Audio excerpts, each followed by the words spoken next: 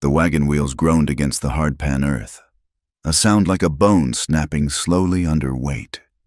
Clara Alden sat on the buckboard seat, her spine pressed against the unyielding wood, watching the New Mexico territory stretch out before them.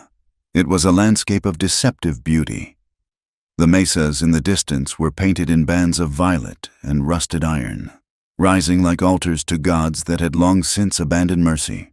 But here, on the valley floor, the reality was grit. The wind did not blow, it scoured. It carried a fine, alkaline dust that coated the back of her throat and turned the hem of her calico dress a permanent, ghostly gray. Reverend Thomas Alden pulled on the reins, bringing the exhausted mules to a halt near the edge of a dry riverbed. He wiped his forehead with a handkerchief that had ceased to be white 3 days ago. "We are here. Clara," he said, his voice thin in the vast silence. "The Lord has led us to water." Clara looked down at the riverbed. It was a scar of cracked mud, littered with smooth stones and tangled driftwood bleached white by the sun. There was no water, only the memory of it, and a few patches of stubborn, grayish dampness where the shade of a twisted cottonwood touched the bank. "It is dry." "Father," Clara said. Her voice was flat. She had learned, over the 3 months of travel from Ohio, that hope was a calorie she could not afford to burn. "It is merely resting," her father insisted. Climbing down with a stiffness that betrayed his 50 years, "The seasons turn. The rains will come. This is the land Ephraim Crowell promised us. He called it a paradise for a man of faith." Clara looked at the shack that stood 50 yards away. It was a lean-to of rough-hewn pine and adobe, the roof sagging like a weary shoulder. Thornbrush clawed at the foundation. A hawk circled overhead, screaming once, a sharp sound that vanished instantly into the heat. This was no paradise. It was a place where things came to dry out and die. But her father was already on his knees, hands clasped, thanking Providence.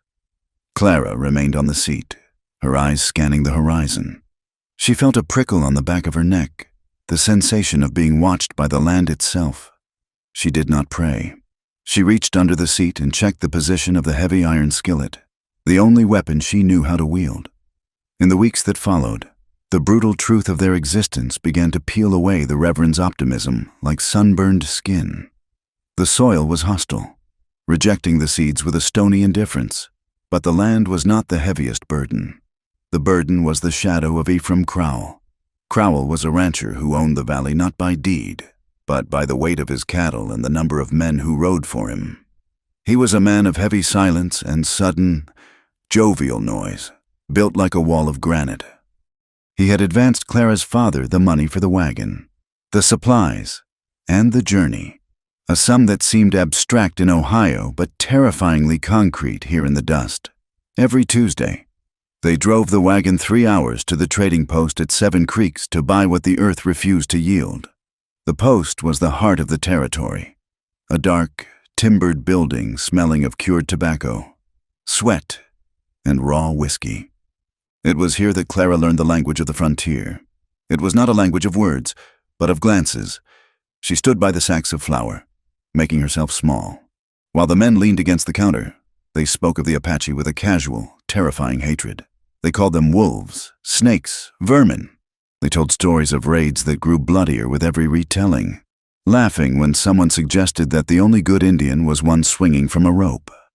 Clara saw the way the other women looked at her.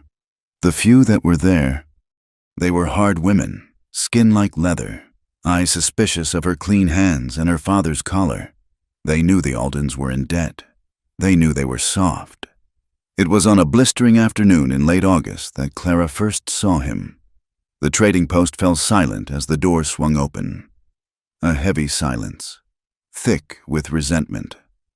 2 ewes, cavalry soldiers, walked in, dusty and loud, demanding whiskey. Trailing behind them, moving with a silence that made the floorboards seem to hold their breath, was an Apache. He stopped just inside the door. He wore a mixture of worlds, high moccasins that reached his knees, canvas trousers, and a faded calico shirt. A red headband held back black hair that fell to his shoulders. He did not look at the men who stared at him with hands hovering near pistol grips. He looked at nothing, his dark eyes fixed on a point in the middle distance. "That is the scout," a woman whispered near Clara, pulling her shawl tighter. "Taza works for the soldiers." "Traitor is what he is," another woman hissed. "Selling his own kind to the bluecoats, and a murderer like the rest of them." Clara could not look away. The man, Taza, stood with a stillness she had never seen in a human being. It was not the stillness of rest. It was the stillness of a coiled spring. His face was a mask of discipline, sharp-boned and copper-skinned, revealing absolutely nothing of what he felt. The soldiers treated him like a pack mule, barking an order for him to wait outside. He turned to go, and, for 1 second, his eyes swept across the room. They landed on Clara. There was no lust in them, no curiosity, only a cold recognition of her presence, as if he were cataloging her as part of the environment. Sack of flour, barrel of nails, white woman in a gray dress. Then he was gone, slipping out into the blinding light. Clara let out a breath she didn't realize she had been holding. That evening, Ephraim Crowell rode out to their shack. He did not come alone. 2 of his riders waited by the dry riverbed, smoking cigarettes, their rifles resting easily across their saddles. Crowell sat at their small pine table, filling the room with his bulk. He drank the coffee Clara poured, his eyes following her hands. "Reverend," Crowell said, his voice rumbling in his chest, "we have a problem of arithmetic." Clara stood by the stove, her hands gripping her apron. Her father sat opposite Crowell, looking shrunken. "The crops have been slow." "Ephraim," her father stammered. The rain is God's business," Crowell interrupted pleasantly. "The debt is mine. You owe me $400. Thomas, plus interest. And looking at this patch of dirt, I do not see $400. "I need time," her father pleaded. "Time is money," Crowell said. He set his cup down. "However, I am a man who values community. I have a solution." Clara felt the air leave the room. The territory is dangerous. Crowell continued, turning his gaze fully onto Clara. "A man of God and his daughter. Out here alone? It keeps me awake at night. There are Apache bands moving out of the Black Range. Victorio is restless. You need protection. You need a connection to the land that goes deeper than a deed." "What are you proposing?" her father asked. "Marriage," Crowell said.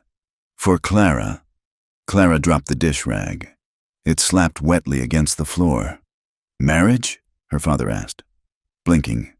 "To whom?" "To a man I have selected," Crowell said, leaning back.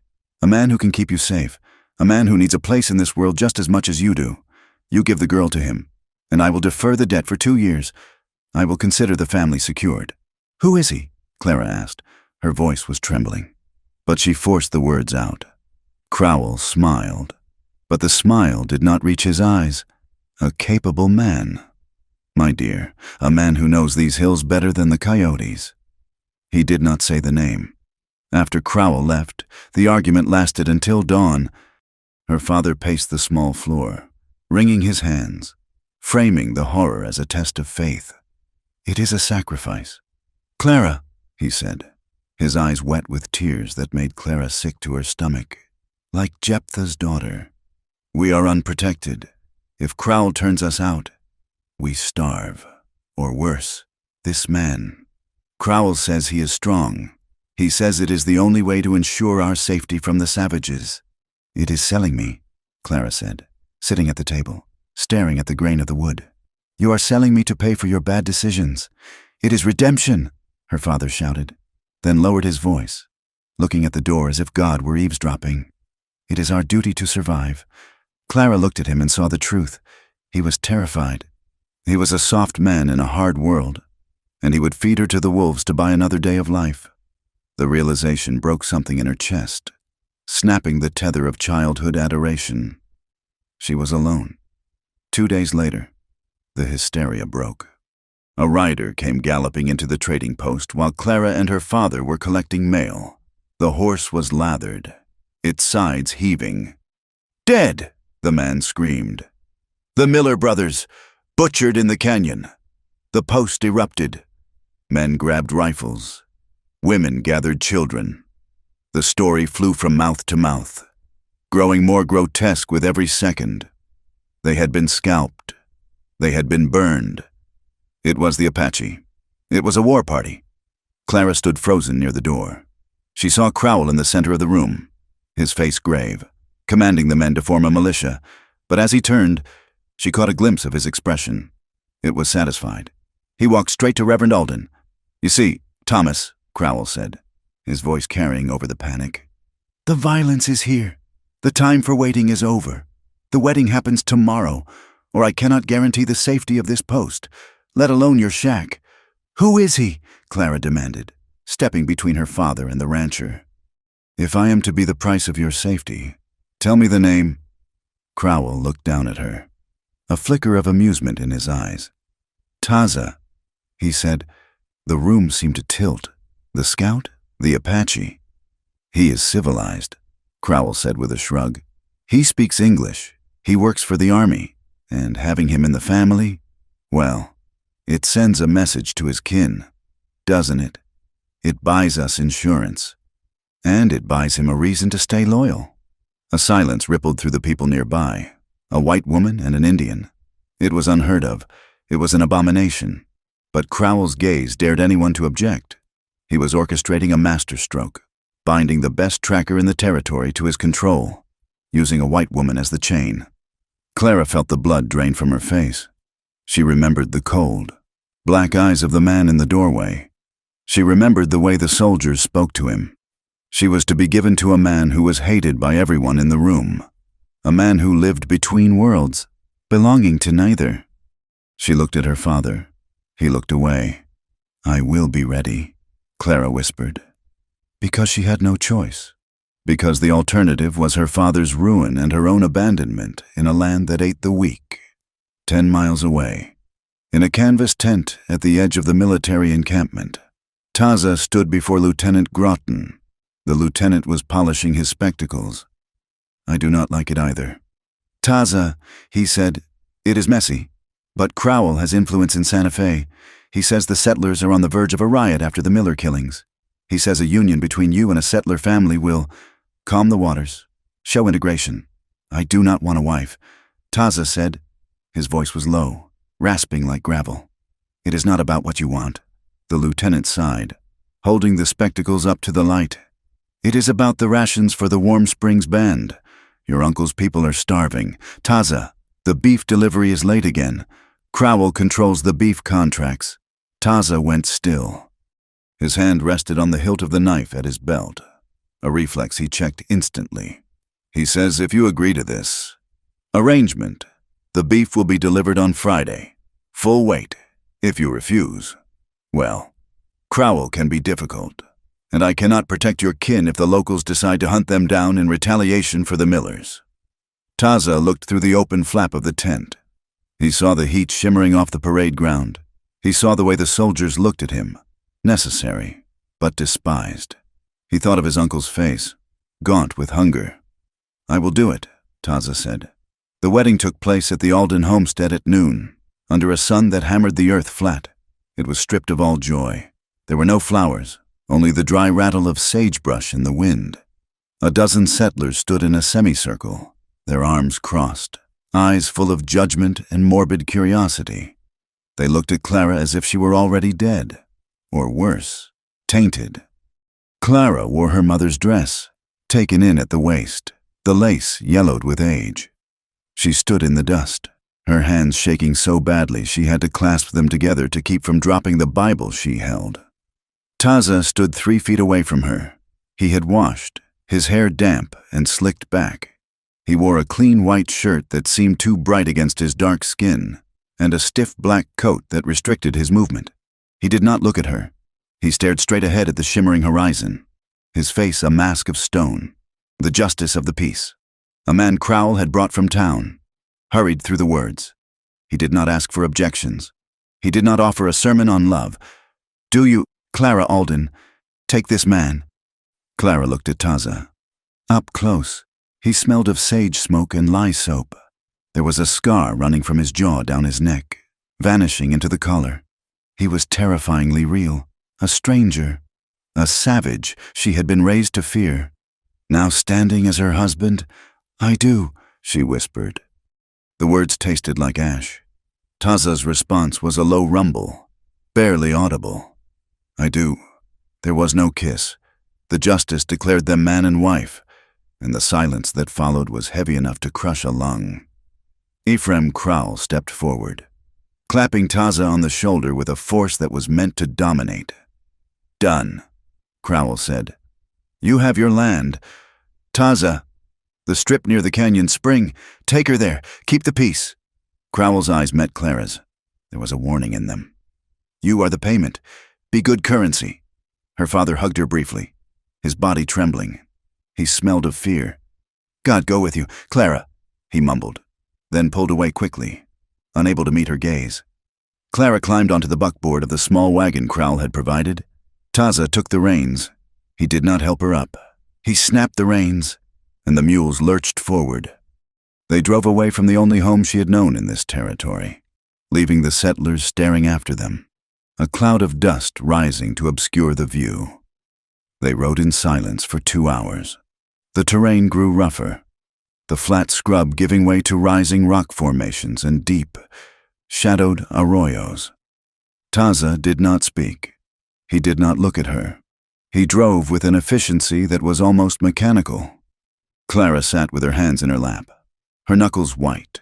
Her mind was a chaotic storm of the stories she had heard, stories of captivity, of brutality.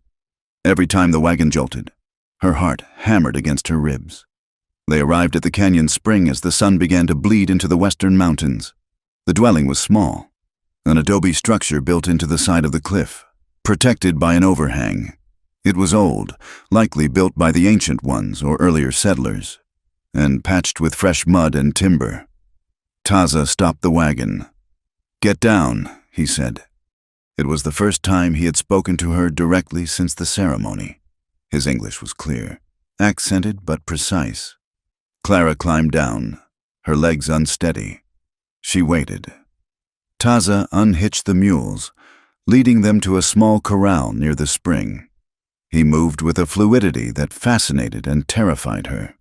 He was efficient. He ignored her completely until the animals were cared for. Then he turned and walked to the door of the adobe.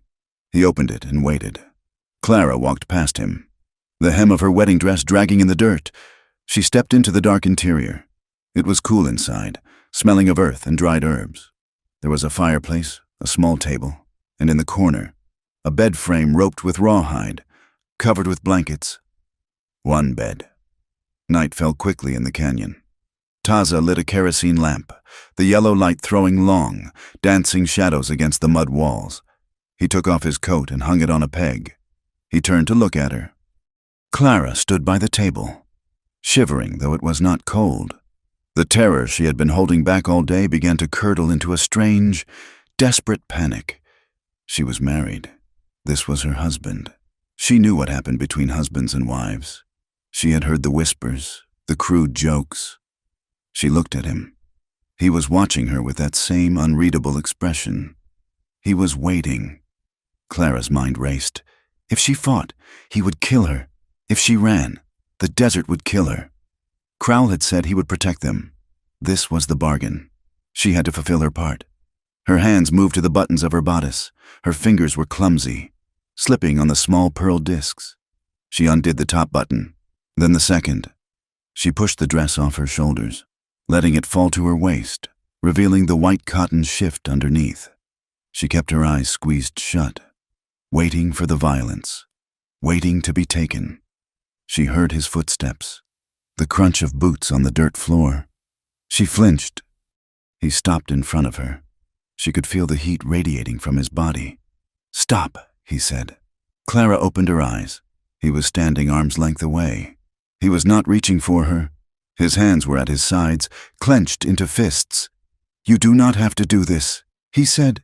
His voice was tight, strained. Clara stared at him, confused. "But we are married. It is the way." She was trembling violently now. The adrenaline was mixing with a strange, confusing heat. a desire born of sheer survival instinct, a desperate need to get it over with, to bind him to her so he wouldn't cast her out. She took a step toward him. She reached out and touched his chest. His shirt was rough, but the muscle beneath it was hard as iron. He flinched at her touch, his breath hitching. "Please," she whispered. Her voice broke. "It hurts. The waiting. It hurts." "Let's try again tonight." It was a plea, not for pleasure, but for resolution, for the end of the fear of the unknown. "Make me yours so I am safe." Taza stared down at her. His eyes were black pools in the dim light.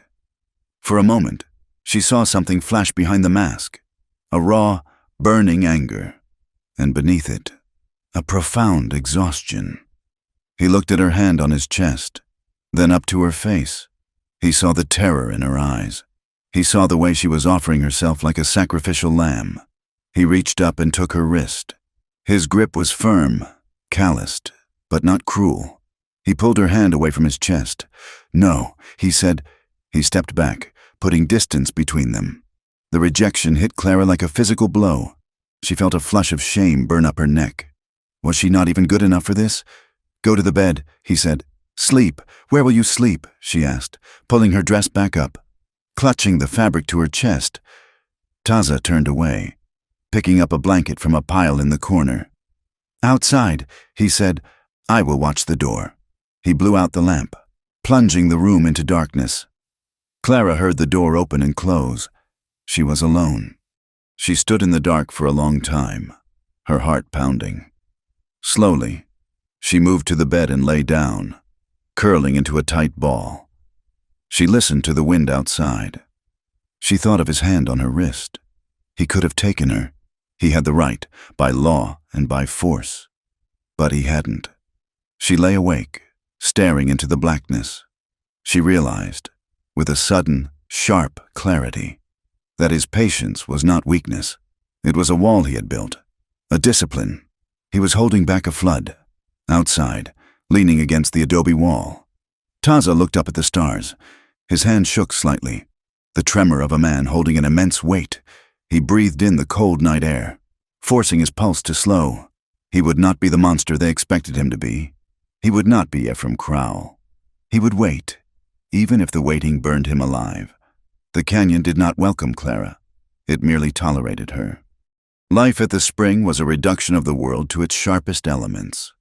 Rock, sky, water, and the silence that bound them together. The cabin, tucked under the brow of the sandstone cliff, was cool in the mornings and baking hot by mid-afternoon. It was a stark existence, stripped of the hymns and needlepoint that had defined her days in Ohio, and even of the anxious, performative domesticity of her father's house. Here, survival was the only religion. Clara learned quickly that the desert had a rhythm, and to ignore it was to die. Taza did not teach her with lectures. He taught by doing, expecting her to watch and replicate. When he hauled water from the spring, he showed her how to cover the bucket with a wet cloth to keep the evaporation low. When he gathered wood, he showed her which scrub burned slow and hot and which flared up and vanished in seconds. She learned to read the ground. The soil here was jealous. It fought the roots of the small garden she tried to coax into life. She spent hours on her knees, her hands stained red with clay, pulling weeds that were more thorn than leaf. She learned that the sudden silence of the cicadas meant something was moving in the brush, a coyote, a snake, or a man. She learned that the yucca root could be pounded into soap, and that the datura flower, with its beautiful white trumpet, was a poison that could stop a heart. But the most difficult terrain to navigate was the man she lived with. Taza was a ghost in his own house. He moved with a quiet economy, never wasting a step or a word. In the mornings, he was gone before the sun cleared the canyon rim, riding out to guide the patrols from the fort. In the evenings, he returned, smelling of horse sweat and dust, his face a mask of fatigue. He slept outside, on a bedroll near the corral, claiming the night air was better. But Clara knew it was avoidance. She also knew he did not sleep well. Through the thin walls of the cabin, She sometimes heard him in the deep hours of the night. He would cry out, sharp, guttural sounds in a language she did not know. And then there would be the sound of him pacing, boots crunching on the gravel, checking the skyline. He checks the ridge lines, Clara thought one evening, watching him from the darkened window. He looks for enemies that aren't there, or perhaps they were there. The pressure on him was a physical weight. Clara saw it when he returned from the fort. The soldiers demanded more of him, longer patrols, deeper into the Badlands, treating him like a hunting dog that needed to be worked hard to earn its keep. When they went to the trading post for supplies, the dynamic was even worse. The isolation was absolute. On the second Tuesday of September, Clara walked into the post alone while Taza tended the horses. Two women she recognized from her father's congregation were examining bolts of calico. "Good morning, Mrs. Gable," Clara said, forcing a smile. The woman turned. Her eyes raked over Clara's faded dress and her sun-darkened face. She did not smile back. She turned to her companion. "It is a shame," Mrs. Gable said loudly. "Some fruit spoils so quickly when it is left out in the sun. Stolen goods are never worth buying back," the other woman replied. They moved away, leaving Clara standing in the aisle, the air in her lungs turning to glass. She was not just a pariah. She was a cautionary tale. To the settlers, she was spoiled meat, tainted by her proximity to an Apache. To the soldiers, she was a curiosity. To the Apache kin she had seen only from a distance, watching from the ridges, she was an intruder. Clara walked out of the post, her head high, but her hands trembling. When she climbed onto the wagon, Taza looked at her. He saw the stiffness in her jaw, the sheen of tears she refused to shed. "They did not speak to you," he stated. It was not a question. "They spoke," Clara said, looking straight ahead. "Just not to me." Taza clicked his tongue, and the mules moved forward. He did not offer comfort. His silence was his armor, and he expected her to forge her own. The weather turned in October. The heat did not break. It shattered. The sky turned a bruised, sickly yellow, and the wind began to pick up, carrying a grit that stung the skin. Taza had gone to the fort early. Clara, restless and feeling the walls of the cabin closing in like a prison, decided to look for sage near the canyon mouth. She needed the scent of it to drive out the smell of smoke and stale air. She walked further than she intended. The land was deceptive. The distances played tricks on the eye. A ridge that looked close was miles away. She found a patch of good sage and began to cut it, the rhythmic work soothing her mind. She did not notice the change in the light until the shadow fell over her. Not a cloud, but a wall. She looked up. To the west, the mountains had vanished. In their place was a towering curtain of brown dust, reaching from the earth to the heavens, roiling like a living thing. It was moving fast. Clara dropped the sage. She turned toward the canyon, but the landmarks were already blurring. The wind hit her a moment later, not as a breeze, but as a physical shove. It screamed, a high-pitched shriek that drowned out her own gasp. She ran, but the world had dissolved. The dust was everywhere, in her eyes, her nose, her mouth. It choked the light, turning high noon into a copper-colored twilight. She stumbled, falling to her knees on the sharp stones. She scrambled up, panic rising in her chest like bile. Which way was the cabin? The wind seemed to come from all directions at once. She pushed forward, head down, wrapping her shawl around her face. She walked for what felt like hours. Her throat was raw. Her eyes burned. The logic of the landscape was gone. She was in a void. She stopped, crouching near a boulder to escape the worst of the lashing sand. She was going to die here. She would be buried in this dust, just another dry bone in a dry land. The thought was terrifying, but strangely clear. Then, a shape emerged from the brown haze. It was a horse, and on it, a demon. Taza rode out of the storm, his scarf wrapped around his face, his eyes slits of black fury. He saw her and spurred the horse. He pulled up alongside her, the animal dancing nervously in the wind. Taza slid from the saddle before the horse had fully stopped. He grabbed Clara by the shoulders. his grip hard enough to bruise. He shook her, once, violently. "You foolish woman!" he roared over the wind. His voice was not the flat, controlled tone she knew. It was ragged. "You do not leave the canyon when the sky turns yellow. You do not walk blindly." Clara stared at him, too stunned to speak. He was terrified. He didn't wait for an answer. He lifted her, swinging her up onto the saddle as if she weighed nothing. He swung up behind her, wrapping one arm around her waist, pulling her back against his chest. He turned the horse, navigating a world she could not see, guided by an instinct that lived in his blood. They rode back in the shelter of his body, the wind tearing at them. But Clara felt a strange, sudden calm. He had come for her. Inside the cabin, the silence was deafening after the roar of the storm. Taza slammed the door and bolted it. The air inside was still, though dust hung in the shafts of light coming through the cracks. Clara stood in the center of the room, shivering uncontrollably. She was covered in gray dust, her hair matted, her face streaked with tears. She hadn't realized she was crying. Taza stood by the door, unwinding his scarf. He was breathing hard. He looked at her, and the anger was still there, pulsing in his jaw. I wanted sage," Clara whispered. "Sage," Taza repeated, incredulous. "You risked your life for a weed?" "I didn't know." "You must know," Taza snapped. He walked to the water bucket, dipped a ladle, and drank, water spilling down his chin. He turned back to her. "This land does not care about your intentions. Clara, it kills the ignorant. If I had not cut the sign of your tracks before the wind took them." He stopped. He looked at his hands, which were shaking. Clara watched him. She realized then that his anger was not hatred. It was the reaction of a man who had seen too many people die and could not bear to watch another one. She walked over to him. She took the ladle from his hand. She dipped it into the bucket and held it out to him again. "I am sorry," she said. Taza looked at the ladle, then at her. The fire in his eyes banked down, leaving only the exhaustion. He took a sip. Then he took the ladle and held it to her lips. "Drink," he said softly. "The dust dries the blood." She drank. The water was cool and tasted of tin and earth. He reached out and brushed a lock of dusty hair from her forehead.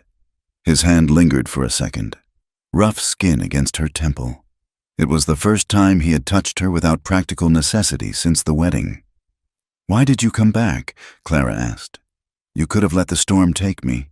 You would be free." Taza stiffened. He set the ladle down. "Free?" he asked bitterly. "To be what? A man who let his wife die? You didn't want a wife." "No," Taza said. "I did not?" He walked to the table and sat down heavily. Clara followed, sitting opposite him. The storm howled outside, isolating them in the small room. "I know why you married me," Clara said. "To save your uncle's people, to get the beef rations. Crowell owns us both." Taza looked up, surprised by her bluntness. "Yes, and I know why I married you," she continued, her voice gaining strength. "Because my father is a coward who traded my virtue for his safety." Taza looked at her for a long time. "Virtue," he said, testing the word. "The white man's word for property." Clara let out a short, dry laugh. "Yes, that is exactly what it is. It was never mine. Taza. It was a currency he guarded until he could spend it. I have been afraid my whole life. Afraid of sin. Afraid of savages. Afraid of men. And now," she looked at her hands. "Now I'm here, and I do not know what I want. I only know what I fear. And today I fear dying alone in the sand more than I fear you." Taza was silent. The confession hung in the air, raw and honest. "I had a wife," Taza said. The words were so quiet Clara almost missed them. She froze. "Before the reservation," Taza said, looking at the grain of the wood table. "And a son. They died at the river. The soldiers came at dawn. I was hunting. When I came back..." He did not finish the sentence. He didn't have to. Clara saw the horror in the set of his mouth. "I became a scout afterwards." He said, Not because I love the bluecoats, but because I saw that war would destroy us all. If I guide them, I can steer them away from the families. I can talk to the chiefs. I can save who is left. He looked at Clara. My patience, as you call it. It is not gentle. It is a discipline. I have watched men shoot down women and children, and I have stood silent. Because if I killed that one soldier, the army would wipe out my entire clan. I swallow the fire every day so that others do not burn. Clara felt a tear slide down her dusty cheek. She reached across the table and covered his hand with hers. He did not pull away. His skin was warm. You are not a monster. Taza, she whispered. You are the only man I have met out here who is real. The storm raged for another hour, but the cabin felt different. The air was charged, not with fear, but with a sudden, intense awareness. Night fell. The wind died down to a low moan. Taza lit the lamp. He looked at Clara. She was still covered in dust, her eyes bright in her dirty face. He looked at her not as a burden or a political pawn, but as a woman who had walked into the desert and survived. Clara stood up. She felt the shift in him. It was a steadiness, a gravity that pulled at her. She walked to the wash basin and poured water into the bowl. She began to wash her face, the cool water stripping away the grit. She dried herself and looked at him. He was watching her. There was a heat in his gaze now, a slow burn that made her breath catch. It was not the predatory look of the men at the post. It was a question. Clara walked to the bed. She sat on the edge. She looked at Taza. The bed is big enough, she said. Her voice was steady. Taza stood up. He walked toward her, stopping a few feet away. You are sure? He asked. Clara nodded. I am tired of being afraid. Taza, and I am tired of being alone. He stepped closer. He reached out and touched her face, his thumb tracing the line of her jaw. It was a tentative gesture, asking permission. Clara leaned into his touch. She closed her eyes. Taza blew out the lamp. In the darkness, the intimacy was a negotiation. It was not the hurried, brutal act she had been warned about. It was slow. It was Taza's hands, rough and careful, learning the shape of her. It was Clara, trembling not with terror but with a sudden, overwhelming vulnerability. Guiding him. May I? He whispered, his voice rough against her ear. Yes, she breathed. It was a clumsy, honest colliding of two lonely people. There were pauses, hesitations where he stopped, waiting for her to relax, waiting for her to pull him closer. He did not conquer her. He met her. And when the act was done, when they lay tangled in the blankets, the silence that followed was not empty. It was full of the sound of their breathing, a shared rhythm in the dark. For the next few weeks, the landscape seemed to change. The mesas looked less like prison walls and more like a fortress. The cold nights were no longer a trial, but a reason to be close. They built a routine. Taza would cut wood, and Clara would stack it. She would cook, and he would eat with a visible appreciation that made her flush with pride. They spoke more. Small things. The horse favors the left leg. The beans need more water. The sky promises frost. It was a language of survival, but beneath it ran a current of new affection. Clara found herself watching him when he worked, admiring the line of his back, the competence of his hands. Taza would catch her looking, and the corner of his mouth would lift, a ghost of a smile that he saved only for her. He began to sleep inside every night. He was still vigilant, the knife always within reach, but the nightmares seemed to recede, held at bay by the warmth of her body against his. But the world outside the canyon did not rest. November brought a bitter chill and a visit from the devil. Clara was scrubbing clothes in the tin tub outside the cabin when she heard the horses. She stood up, wiping her soapy hands on her apron. Taza was by the corral, shoeing the mule. He froze, hammer in hand, his eyes fixing on the trail. 4 riders emerged from the scrub. They wore dusters and wide-brimmed hats. They were Crowell's men. The leader was a man named Skinner, a thin, weasel-faced individual with a wad of tobacco permanently tucked in his cheek. They rode right up to the cabin, ignoring the fence line. Skinner looked down at Clara, a leering grin spreading across his face. Well now, he drawled. Look at this. Domestic bliss. What do you want? Taza asked. He had not moved from the corral, but his body was coiled.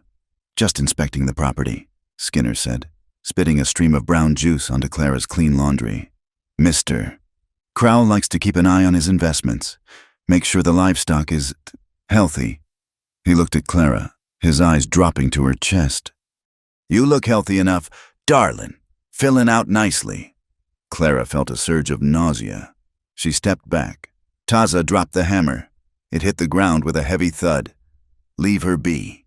Skinner laughed. Or what? Taza, you gonna pull a knife on a white man? You know what the law says about that. You touch a hair on my head, and they'll hang you from the nearest cottonwood. And then, who's gonna watch the little lady? The other men chuckled. One of them, a heavy-set man on a roan horse, leaned forward. Must be hard work, Skinner said to Taza. Taming a white woman, or maybe she's taming you. Maybe you're turning into a house cat. Taza stood perfectly still. His face was a mask, but Clara saw his hands. They were clenched so tight the knuckles were white. He was vibrating with the need for violence. He could kill these men. Clara knew it. He could pull that knife and end Skinner before the man could draw his pistol. But he didn't, because if he did, he died. And if he died, Clara was left to them, and his uncle's people starved. Skinner saw the hesitation. He took it for weakness. That's what I thought, Skinner sneered. Good dog. He turned his horse, deliberately kicking dirt onto the drying clothes. Tell Crowell we'll be by for the payment next month, Skinner called out. And Mrs. Apache? You try to smile more. You're prettier when you smile. They rode off, hooting and laughing, disappearing into the brush. Taza stood by the corral for a long time. He did not look at Clara. He looked at the dust where Skinner had been. Clara walked over to him. She saw the humiliation burning in him. It was a poison.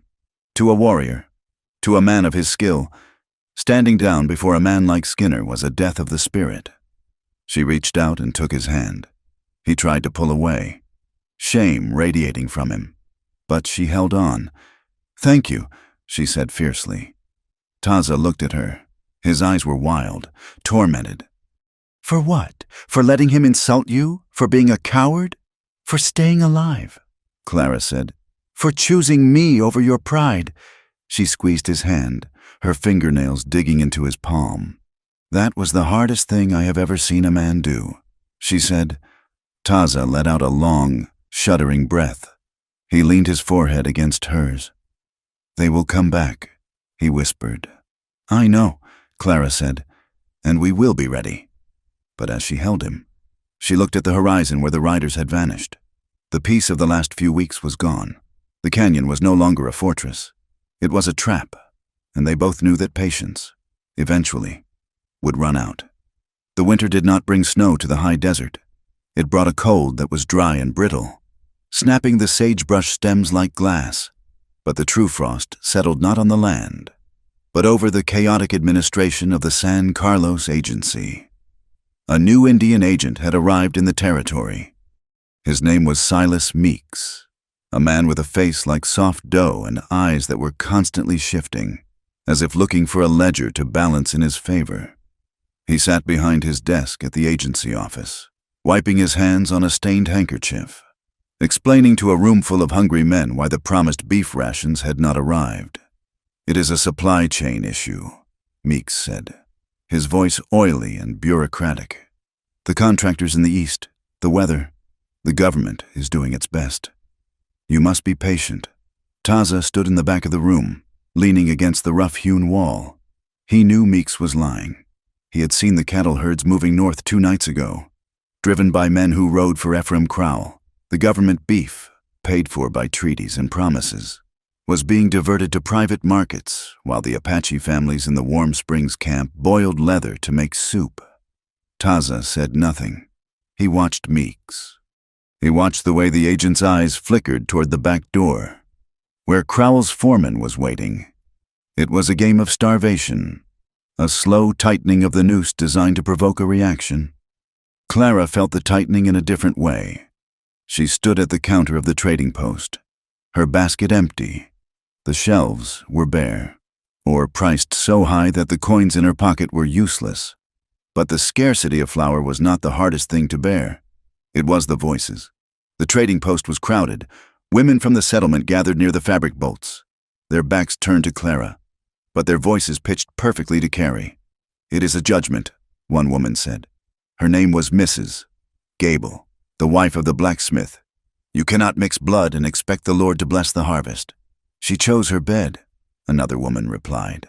"A sharp-faced matron in a bonnet. Now she wonders why it is cold. They say she has gone native, living in the dirt." "I heard she eats raw meat now," a third whispered, followed by a ripple of cruel, tittering laughter. Clara gripped the handle of her basket. Her knuckles were white. She wanted to turn and scream at them. She wanted to tell them that Taza washed his hands more often than their husbands did, that he spoke 3 languages while they barely mastered 1, that he treated her with a terrified, careful reverence they would never understand, but she said nothing. She had learned that words were fuel to their fire. She purchased a small bag of salt, the only thing she could afford, and walked out. As she passed Mrs. Gable, the woman pulled her skirts back, as if Clara were carrying a contagion. "You deserve whatever happens." "Girl, Mrs." Gable hissed, her eyes hard and bright with the sanctioned cruelty of the righteous. "You brought this darkness on yourself." Clara walked out into the blinding sunlight, her heart hammering against her ribs like a trapped bird. It was not the hatred of the men that frightened her. Men used fists and guns, threats that were visible. This was a communal venom, a social death that erased her humanity long before any bullet could strike. She climbed onto the wagon where Taza waited. He looked at her face, reading the tension in the set of her jaw. They were talking. He said, "Drive." Clara said, "Please, just drive." The crisis broke 3 days later. Lieutenant Groton rode out to their cabin at dawn. He looked tired, his uniform dusty, his face drawn. He did not dismount. "I have orders." "Taza," Groton said, his horse shifting uneasily. Taza stepped out of the cabin, wiping his hands on a rag. He had been cleaning his rifle. "What orders?" "Colonel Shafter wants a patrol to sweep the Dragoon Mountains. There are reports of a raiding party operating out of the Box Canyon. You are to guide us." Taza went still. "There is no raiding party in Box Canyon. Lieutenant, that is where my cousin's family is wintering. There are old men, women, and children. They are starving because Meeks has stolen their rations. They are not raiding. They are dying." Groton looked away, staring at the horizon. "The reports are signed by Agent Meeks. He claims he has evidence of stolen livestock found near there. I have to go, Taza, and I need you to track, if I take you there," Taza said, his voice low and dangerous. "And your soldiers get nervous. It will be a massacre. If you do not take us," Groton said, turning his gaze back to Taza, "the colonel will send the volunteers, Crowell's men, and they won't bring handcuffs. Taza, they will bring torches. If you come, you can interpret. You can keep it calm. You can save them." Taza looked at the ground. It was a trap. A perfect, impossible trap. "We ride in 1 hour," Groton said. He turned his horse and galloped back toward the fort. Clara had been standing in the doorway. She stepped out into the morning light. She saw the look on Taza's face, a look of trapped desperation she had not seen since the wedding. "You cannot go," she said. Taza turned to her. His eyes were wild. "If I do not go, they die. If you go, you betray them," Clara shouted. Her fear for him exploded into anger. "You lead the wolves to the sheep, Taza, and when the shooting starts, when a soldier panics, you will be caught in the middle. They will kill you, or your kin will kill you for bringing the bluecoats to their door. I have no choice," Taza roared back. The sound echoed off the canyon walls, startling the mules. He paced back and forth, his hands clenching and unclenching. "Meeks is doing this," he said, his voice trembling with rage. "He cuts the rations to make them hungry. He invents a raid to give the army an excuse to clear the land. He wants the water rights in that canyon. Then let us leave," Clara pleaded. She ran to him, grabbing his arm. "Taza, look at me. Let us pack the wagon. We can go to Mexico." "We can go anywhere. And leave them?" Taza asked. He looked down at her, his eyes searching hers. "Leave my mother's sister?" Leave the children? He pulled his arm away gently. I have to go. Clara, then I am coming with you, she said. No, I am not asking. Taza. Clara's voice was steady now, the shout replaced by a cold resolve. If you are going to walk into a slaughter, I will not sit here and wait for a widow's veil. I am coming. I have medicine. I have bandages. If they are starving, I can help. You will be in danger. I am already in danger, she said. Every time I walk into town, I am in danger. At least this danger has a purpose. Taza stared at her. He saw the stubborn set of her chin, the same stubbornness that had made her walk into the dust storm. He nodded once, sharp and quick. Get the blankets, he said. The journey to the Dragoon Mountains took 2 days. Taza rode ahead with the soldiers, while Clara drove the buckboard wagon at the rear of the column, loaded with what little supplies they had, sacks of cornmeal, strips of dried venison, and her box of herbal remedies. The camp was hidden in a fold of the granite cliffs, a place of stark, defensive beauty. When the soldiers arrived, the tension was immediate. The Apache men stood with rifles in their hands, outnumbered but ready to die. The women gathered the children behind them. Taza rode into the middle of the standoff. He spoke in his tongue, his voice carrying over the wind. He spoke fast, his hands moving, gesturing to the lieutenant, pointing to the empty cooking fires. Clara watched from the wagon. She saw the way the Apache kin looked at him. There was no warmth. There was suspicion. They saw the army coat he wore. They saw the soldiers behind him. They called him compromised. Finally, the rifles were lowered, though not put away. The search began. The soldiers tore through the wiki-ups, looking for the stolen livestock Meeks had reported. They found nothing. No cattle, no branded horses, only gaunt dogs and children with bellies distended from hunger. Clara climbed down from the wagon. She carried a sack of cornmeal. She walked toward a group of women near a fire pit. They went silent as she approached. Their eyes were hard, assessing the white woman in the calico dress. They looked at her hands, soft compared to theirs. They looked at her boots. Clara felt the weight of their judgment. It was different from the women at the post. This was not cruelty born of arrogance. It was hostility born of grief. These women had buried sons and husbands killed by men who looked like Clara's father. I brought food, Clara said. She held out the sack. The oldest woman, her face a map of deep wrinkles, looked at the sack, then at Clara. She did not move. It is not from the agency, Clara said quickly. It is from my garden. From our home. Taza appeared at her side. He spoke a few words to the woman. The woman listened, her eyes never leaving Clara's face. Finally, she gave a microscopic nod.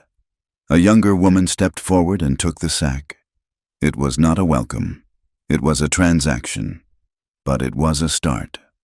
For the next 3 hours, while the soldiers finished their fruitless search, Clara worked. She did not preach. She did not try to offer comfort in English. She saw a child with an infected cut on his leg and knelt down. She cleaned the wound with boiled water and applied a poultice of mallow and honey she had prepared. The mother watched like a hawk, ready to strike if Clara hurt the boy. But when Clara finished and wrapped the leg in clean cloth, the mother's shoulders relaxed a fraction of an inch. By the time the lieutenant ordered the withdrawal, the sun was setting. The evidence was non-existent. Groton looked ashamed. I am sorry, Taza, Groton muttered. It was a wild goose chase, Meeks lied. Taza did not answer him. He was looking at his kin. He had bought them another day of life. But the trust was fractured. He walked back to the wagon where Clara was packing her box. You did good, he said quietly. Clara looked at her hands. They were dirty and trembling. They hate us. Taza, both sides hate us. Taza climbed onto the seat and took the reins. Yes, he said. That is why we only have each other. The winter dragged into a dry, punishing spring. The rains failed completely. The creek near their cabin, usually a reliable trickle, turned to dust. The garden Clara had fought so hard to cultivate withered, the green shoots turning brown and paper thin. Survival became a math problem. How many beans for dinner? How much water for the mules? How long until the flour ran out? Clara's body began to change. The softness of her youth evaporated, replaced by the hard, wiry strength of the frontier. Her cheekbones became prominent, her hands calloused. She was constantly hungry, a dull ache that lived in the pit of her stomach. The hunger made tempers raw. In the small cabin, the air was often thick with unspoken frustration. One evening, Taza knocked a cup of coffee off the table, a precious waste of liquid. He swore, a sharp explosion of sound. Clara flinched. "You are careless," she snapped, the hunger speaking for her. "Careless?" Taza spun on her. "I walked 10 miles today to find a spring that wasn't poisoned with alkali. I am keeping us alive. And I am starving," Clara shouted back. She grabbed the empty flour sack and threw it on the table. "Look, it is empty. Taza, your patience does not fill it." They stared at each other, chest heaving. Then, the anger broke, leaving only fear.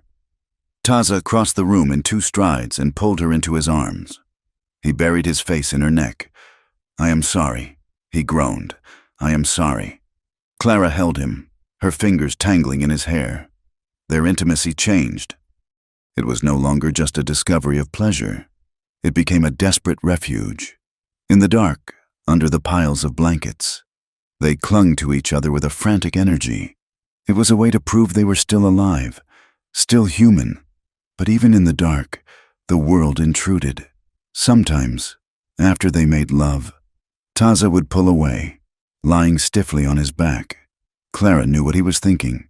He was thinking that he was using her, that her father had sold her to him, and that by touching her, he was confirming the transaction. And Clara battled her own demons.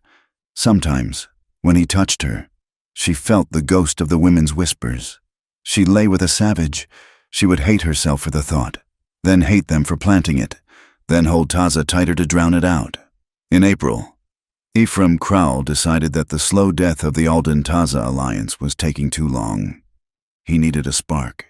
He began to hold court at the saloon attached to the trading post. He bought rounds of drinks for the unemployed miners and drifting cowboys who congregated there. "It is a tragedy," Crowell would say, swirling his whiskey. "A Christian girl, held captive in her own home. She's married to him. Ephraim," someone would point out. "Is she?" Crowell would counter, lowering his voice. "Or is she too terrified to leave? I hear stories. I hear he keeps her locked up. I hear he threatens to kill her father if she tries to run. It ain't a marriage, boys. It's a hostage situation. And that Buck, he walks around like he owns the place, like he owns her. The seeds were planted in fertile soil. The men were bored, broke, and looking for someone to blame for the drought and their own failures. Taza was the perfect target." The rumors reached Clara quickly. When she went to the post to trade a quilt she had sewn for cornmeal, the atmosphere had shifted from coldness to aggression. Men leered at her, not with lust, but with a savior complex. "You need help, miss?" a man asked, blocking her path to the door. "You just say the word. We can get you out of there." Clara looked at him. He smelled of stale beer. "I am fine," she said. "Move. He's got you scared, don't he?" the man said, grinning. "Don't worry. We're gonna fix it." Clara pushed past him, her heart racing. She realized Crowell's game. He was trying to provoke a rescue that would end in Taza's murder. She walked to the center of the room. She turned to face them. The room went quiet. "Listen to me," she said. Her voice shook, but she forced it to be loud. "I am not a hostage. I am his wife. Ephraim Crowell arranged the marriage to cover his own debts. If you want to be angry at someone, be angry at the man who sells women to settle his accounts." She pointed a finger at the man who had stopped her. "Taza treats me with more honor than any man in this room has ever shown. If you come to our land, you are not coming to rescue me. You are coming to murder an innocent man. And I will not let it happen." She turned and walked out. The silence she left behind was stunned, but it was not convinced. Crowell, sitting in the corner, merely smiled. She had just confirmed she was brainwashed. The violence came 2 nights later. It was not a direct attack on the cabin. Crowell was too smart for that. He wanted the law on his side. Instead, a group of vigilantes found a small supply cache that Taza's uncle had hidden in a cave near the foothills. Dried meat, winter blankets, seeds for the spring. They burned it. From the cabin, Clara and Taza saw the smoke rising against the twilight sky. It was a black pillar of ruin. Taza grabbed his rifle. "Stay here," he ordered. "Taza." "No," Clara cried. "I have to see," he said. "If they are hunting my kin." He rode out. Clara waited.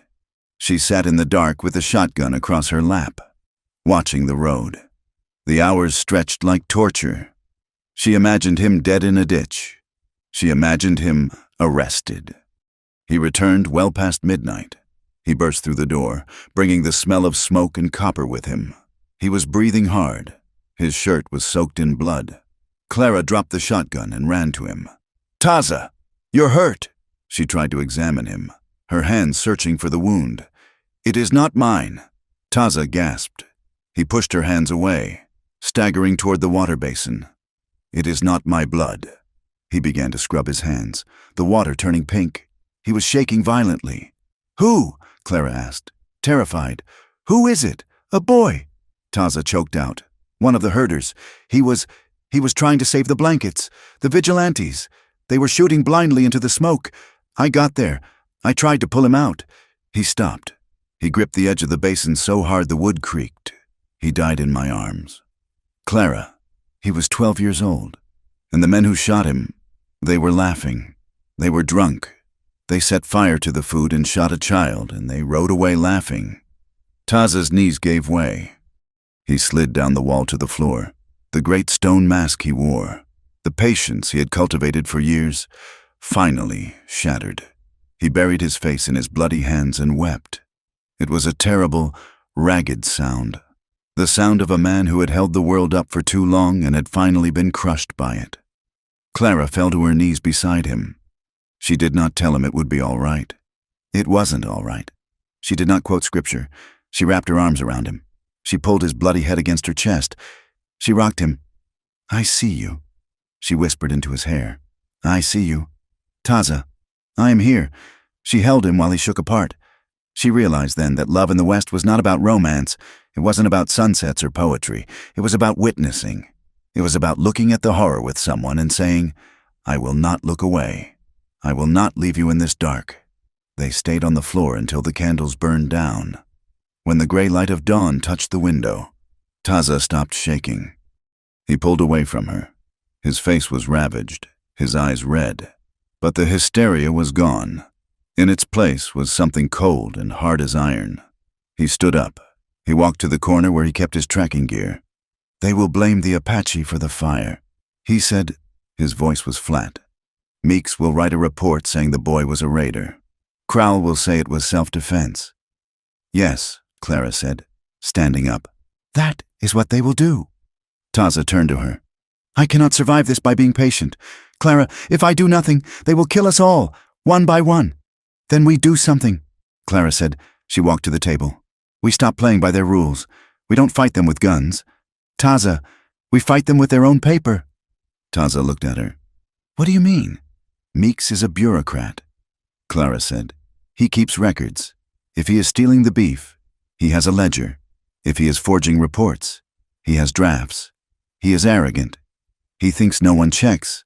"You want to steal the agent's books?" Taza asked. "I want to take them to the territorial judge in Massilia." Clara said, "Judge Harlan. My father spoke of him once. He hates Crowell. He hates corruption. If we bring him proof, absolute proof, it is a suicide mission." Taza said, "To break into the agency? To travel 200 miles through open country with Crowell's men hunting us? We are dead anyway if we stay here." Clara said, "They burned the food. Taza, they shot a child. Next time it will be the cabin. Next time it will be you." She walked over to him and took his hand. The dried blood was still on his skin. "I choose the road," she said. "I choose the fight." Taza looked at her. He saw the transformation complete. The preacher's daughter was gone. The settler's wife was gone. Standing before him was a partner.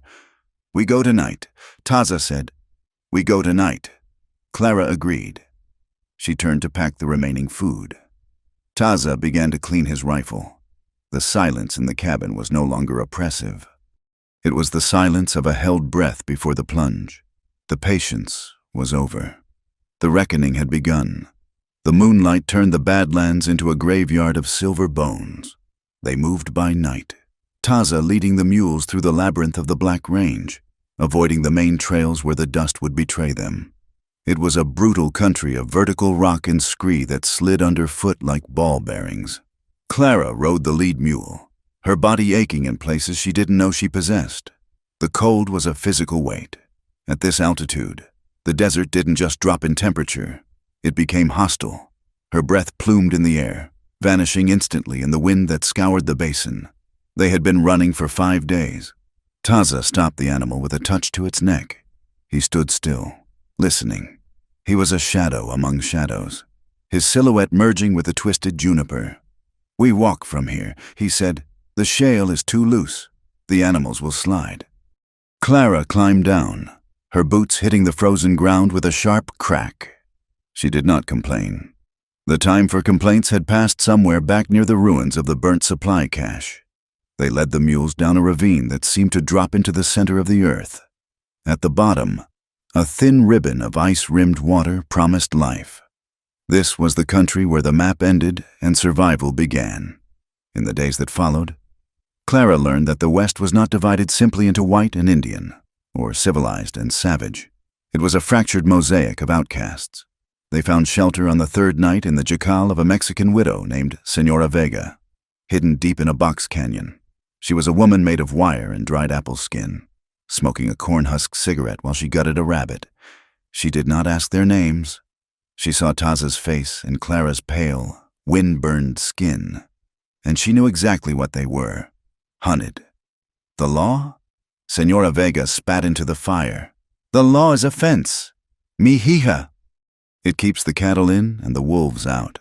But out here, we are all wolves. Or we are meat." She traded them dried chilies and ammunition for a silver button from Taza's coat. She touched Clara's face with a rough hand. "You have the look," she said. "What look?" Clara asked. "The look of a woman who has realized that nobody is coming to save her." 2 days later, crossing a high pass, they stumbled upon a camp tucked into a fissure in the rock. A man leveled a carbine at them before they could speak. He was black, wearing the tattered remains of a cavalry uniform with the yellow stripe ripped from the trousers. "Hold," the man said. His voice was steady. Taza raised his hand slowly. "We are passing through. We have no quarrel with you." The man lowered the gun a fraction. He looked at Taza, then at Clara. He saw the way they stood close to each other. A defensive unit. He laughed, a low, dry sound. "A buffalo soldier without a regiment and an Apache with a white wife," the man said. "We are a parade of dead men walking." His name was Elijah. He had deserted 3 months ago, tired of clearing land for men who wouldn't let him drink in their saloons. He shared his fire, a small, smokeless flame built in a pit, and a piece of hardtack. "They are sweeping the lower valley," Elijah told them. "Crowell's riders. I saw them yesterday. They have a tracker. Not Apache. A white man who tracks like a hound." "Why tell us?" Taza asked.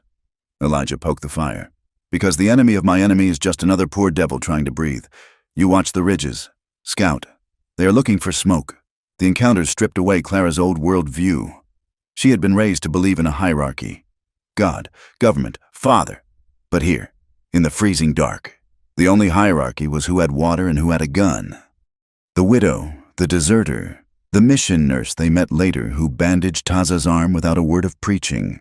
They were the debris of the frontier, washed up against the rocks, surviving by their own code. They pushed on. The destination was the agency outpost at Fort Bayard. Not to surrender, but to steal. Taza knew that Silas Meeks kept a duplicate ledger there. One he didn't show the inspectors from Washington. They left the mules in a ravine and moved on foot toward the outpost. The hunger was a constant, gnawing companion. They had not eaten a full meal in 4 days. Taza gave Clara the larger portion of the dried meat. She tried to refuse, but he forced it into her hand. "Eat," he commanded. If you fall, I have to carry you. If I carry you, we both die. It was harsh love, but it was love. They reached the perimeter of the agency at dusk. It was a sprawling collection of adobe buildings and corrals. Taza moved like smoke, guiding Clara through the shadows of the supply wagons. They found a spot behind the commissary, pressing themselves into the dust between a rain barrel and the wall. Voices drifted through the thin wood, taking too long. Ephraim, I cannot keep cooking the books forever.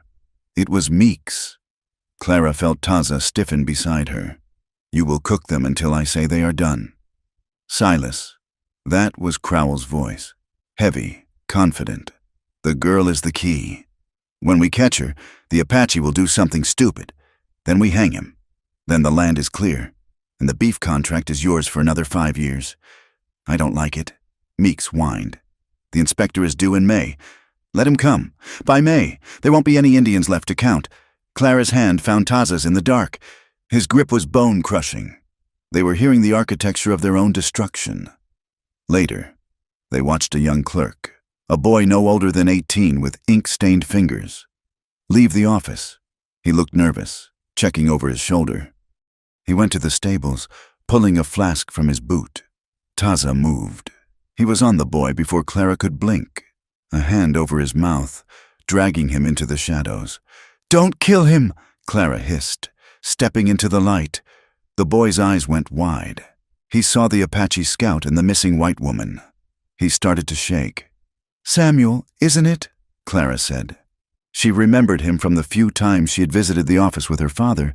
The boy nodded against Taza's hand. Taza slowly released him, keeping the knife visible, but lowered. You handle the books. Samuel, Clara said. You know what Meeks is doing. I can't, Samuel stammered.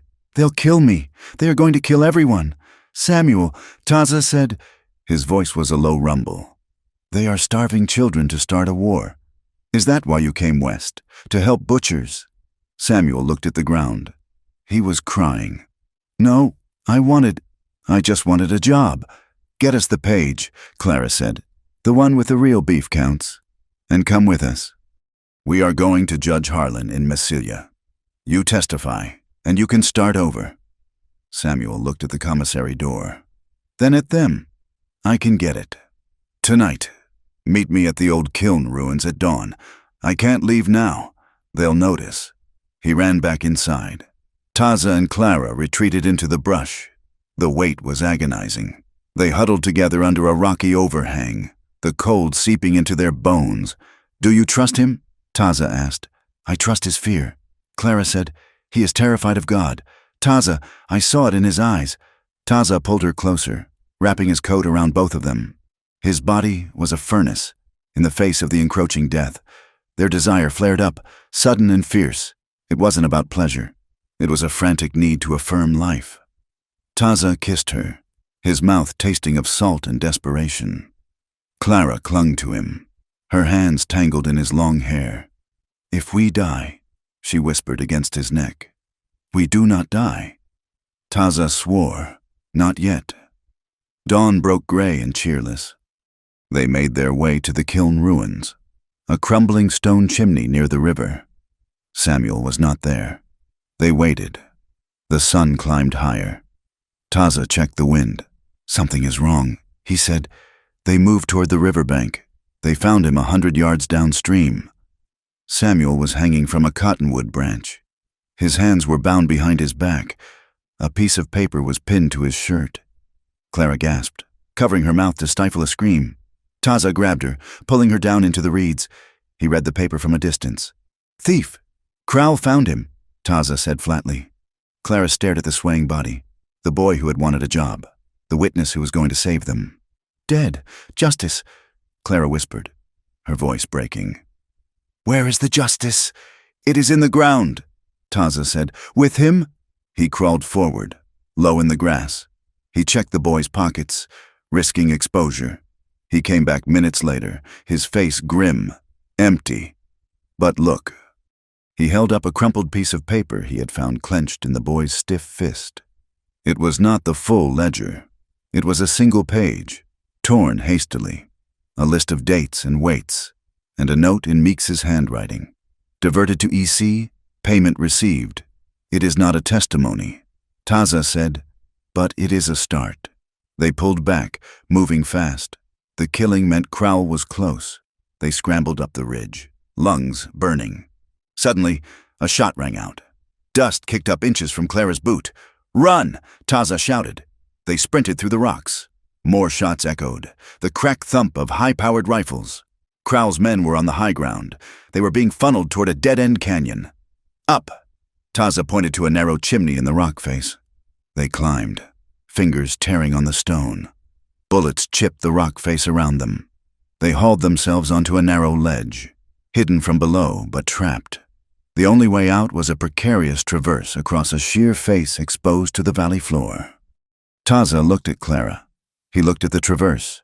Then he looked at a deer trail leading down the other side, away from the shooters but back toward the main road. "Clara," he said. He grabbed her shoulders. "Go down that trail. It leads to the stage road. You can flag a coach." "What?" Clara stared at him. "They want me," Taza said, intense and fast. "If I cross the face, I draw their fire. You can slip away.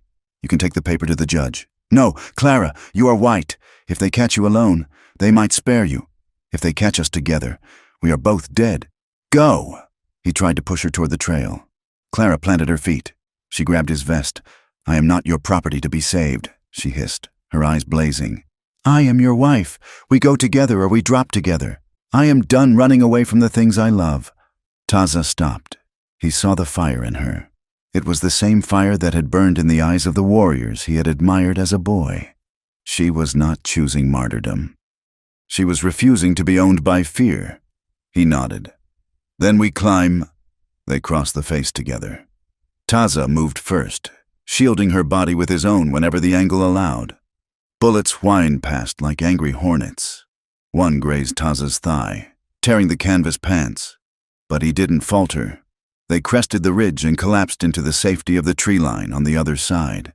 They lay there for a long time, gasping for air, their hands locked together. The pursuit had been checked by the terrain. They had bought a lead. 2 days later, exhausted and limping, they reached the mission of San Miguel. It was a sanctuary of adobe and bells, resting in a valley that seemed untouched by the war outside. They needed water. They needed to rest Taza's leg. They entered the courtyard. A nun was sweeping the stones. She looked up, startled, but gestured to the fountain. As Clara drank, a figure stepped out of the chapel's shadows. Clara froze. It was her father. Reverend Alden looked like a man hollowed out by termites. His coat was dusty, his face gray and sagging. He held a Bible as if it were a shield. "Clara?" he whispered. He took a step forward. "Oh, God! Clara, you are alive!" Clara wiped her mouth. She stood up slowly. She did not go to him. Taza stood beside her, his hand resting on his knife, his eyes scanning the courtyard for a trap. "Crowell told me you were dead," her father said, "weeping, or worse.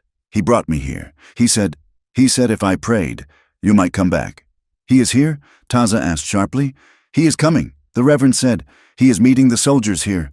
Clara, please, come with me." He reached out his hands. "I can fix this," the father pleaded. "I spoke to Ephraim. He says if you come home, if you say you were taken against your will, he will forgive the debt. He will let Taza go. We can go back to Ohio. Clara, we can pretend this never happened." Clara looked at the man who had raised her. She saw the terror in him, the pathetic, overwhelming need to be safe at any cost. "Pretend?" Clara asked. Her voice was quiet, but it carried across the courtyard. "Pretend I wasn't sold? Pretend I didn't freeze in the mountains? Pretend I didn't see a boy hanged for telling the truth?" "It was for your protection," her father cried. "I did what a father must do." "No," Clara said. "You did what a coward does. You sold me to buy yourself peace. You call it faith, father, but it is just fear dressed up in Sunday clothes." She took a step closer. Taza watched her. He saw the girl he had married vanish completely, replaced by a woman of terrifying strength. "I am not coming back," Clara said. I do not need your forgiveness, and I do not need your permission to exist. Clara, go inside. Father, pray for yourself. You are the one who needs it." She turned her back on him. Taza looked at the Reverend one last time. There was no triumph in Taza's eyes, only a cold pity. Then he turned to Clara. He touched her arm.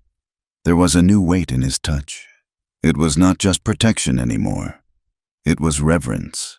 He had spent his life practicing patience, holding back his strength to survive. But seeing her stand against her own blood, seeing her choose the hard truth over the easy lie, something in him shifted. He would no longer just survive. He would fight. "We have to move," Taza said. "If Crowell is meeting soldiers here, we have very little time." "Where?" Clara asked. "Messilia," Taza said. "The courthouse. It is a trap." Clara said, "They will be waiting for us on the road." "Yes," Taza said. He checked the load in his rifle. "But it is the only place where the truth can be spoken loud enough to matter." They walked out of the mission gate, leaving the Reverend weeping in the dust.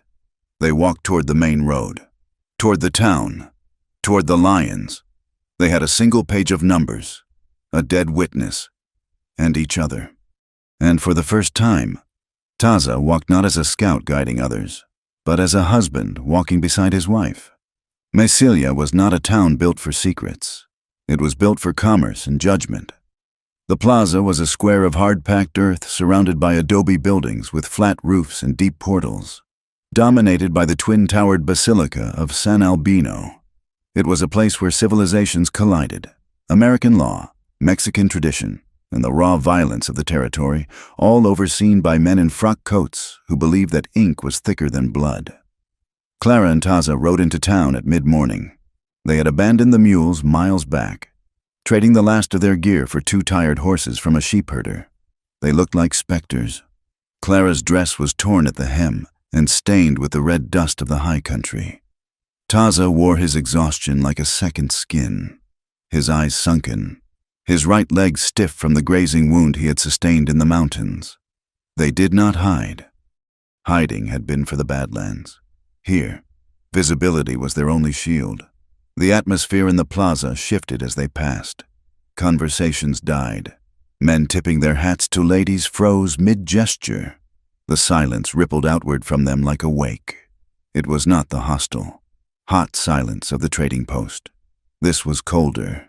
It was the silence of respectable society closing its ranks. Taza kept his head high, staring straight ahead, his hand resting near the pommel of his saddle but away from his rifle. He knew the rules here. If he looked at a white woman, it was an insult. If he touched his weapon, it was a threat. If he existed too loudly, it was a crime. Clara felt the weight of the eyes on her. She saw the shopkeepers standing in their doorways, men who sold flour and nails, men who considered themselves pillars of the community.